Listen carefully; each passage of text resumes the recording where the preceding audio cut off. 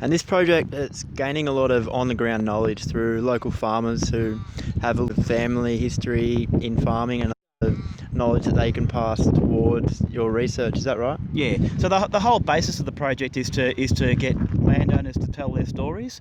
So the project's producing 12 case studies. So we're interviewing 12 farmers across the landscape, representing a whole range of industries, property sizes, and landscapes. And we're interviewing them, getting their story. We're asking them questions about their enterprises, about the climate, about their challenges and their successes. And we're ensuring that those stories that the landowners are telling are backed up and supported by what the research is suggesting with climate change from the climate change scientists. And the end result will be some stories that people will be able to tap into to learn more about the landscape and about their properties, who might be up the road from, say, Andy's property. We're here with Andy Thomas. He's a third generation dairy farmer in Croira. Your property here has 500 acres and you currently have around 250 dairy cows and also some beef cows. What changes have you noticed in the climate in, say, the past 10 years? We've found that there's a lot more extremes now than what there used to be. When it's really, when our normal winters aren't normal anymore, we seem to be getting more dry spells through winter, but then all of a sudden there might be a big whoosh of rain that comes down. Our summers, they can be a lot hotter.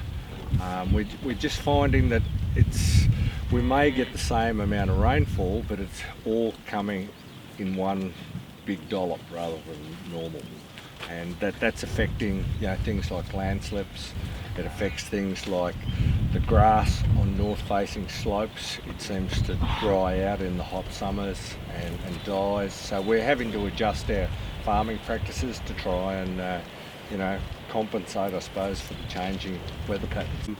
Yeah, there just seems to be subtle changes all the time, and we just have to be aware of what's going on in the environment, and hopefully it's something that we can, and all farmers have to adjust to. Here with Ashley Burgess, Regional Extension Officer at Gips Dairy. Now, can you tell me what your relationship is with Growing Southern Gippsland?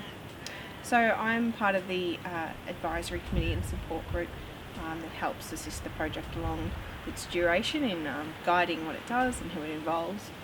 So I'm really there to be a voice for the dairy industry. Nice. And what can you see coming out of this project?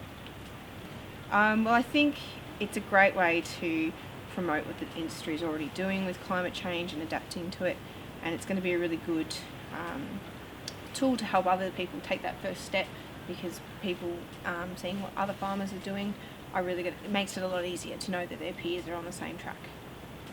So the information from farmers helping other farmers is something you see as a big positive. Yeah, and as far as extension is concerned, it's the best way to get change is to have their peers have their peers doing the same thing or a similar thing, because once they know it's proven and tried, it's a much lower risk to have a go at it. Thank you, Ashley.